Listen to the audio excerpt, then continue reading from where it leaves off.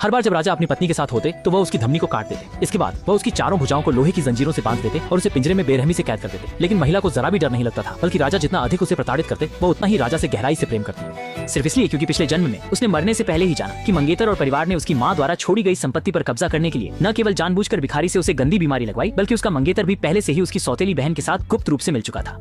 जब वह गुस्से में आकर तुरंत उस धोखेबाज को मारने की सोच रहा था, तभी राजा तलवार लेकर गुस्से में अंदर आया और बिना कुछ कहे उस धोखेबाज आदमी और औरत को मार डाला। उसके लिए बदला लिया और यहाँ तक कि जानबूझकर औरत की बीमारी को खुद पर ले लिया। अंत में प्रेम में बलिदान कर दिया और उसके साथ चला गया। इसी क्षण औरत को एहसास हुआ कि उसने हमेशा गलत व्यक्ति से प्यार किया था, जिसने उसे कैद कर खिलौने की तरह रखा था। वही राजा वास्तव में उसे अपनी जान से ज्यादा प्यार करता था।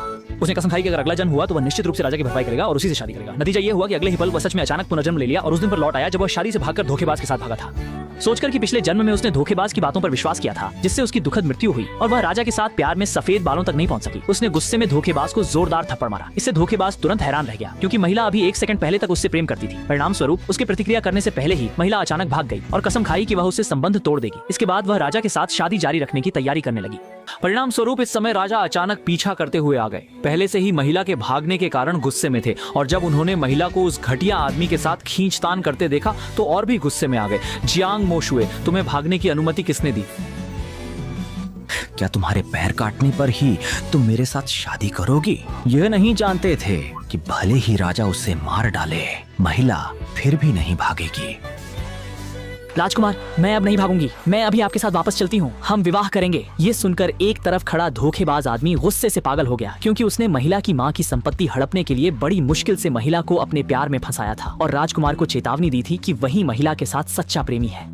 ये जाने बिना कि राजा जन्मजात विकृत है, उसने महिला की गर्दन पर काट लिया, ये साबित करते हुए कि वही और महिला सही जोड़ी है, और फिर महिला को लेकर चला गया। हालांकि महिला ने अभी कहा था कि वह नहीं भागेगी, वह राजा के अलावा किसी से शादी नहीं करेगी, लेकिन राजा ने घर लौटने के बाद उसे लोहे के पिंजरे में बंद कर दिया, क्योंकि आखिरकार महिला पहले भी कई बार उस आदमी के लिए भाग चुकी थी। राजा ने चाबी बाहर फेंक दी और खुद को और महिला को पिंजरे में बंद कर लिया। ऐसी असुरक्षित स्थिति देखकर महिला का दिल बहुत दुखी हुआ। उसे अब पता चला कि पिछले जन्म में उसने कैसे उस व्यक्ति के लिए राजा को इतना गहरा आघात पहुंचाया था। इसलिए राजा को यह विश्वास दिलाने के लिए कि वह वास्तव में उसे नहीं छोड़ेगी, उसने स्वेच्छा से अपनी पहली बार राजा को समर्पित कर दी।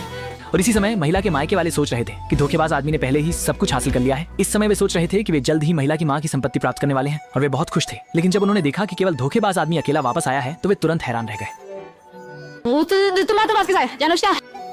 ये छोटी लड़की आधे रास्ते में ही अचानक अपना मन बदल लिया और मेरे सामने ही उस शाओ यानजो के साथ वापस महल चली गई। क्या ये कैसे संभव है? दीदी कल तक तो जान देने पर तुली थी, जानबूझकर तुम्हारे साथ भागने की कोशिश कर रही थी, आज ये कैसे हो गया?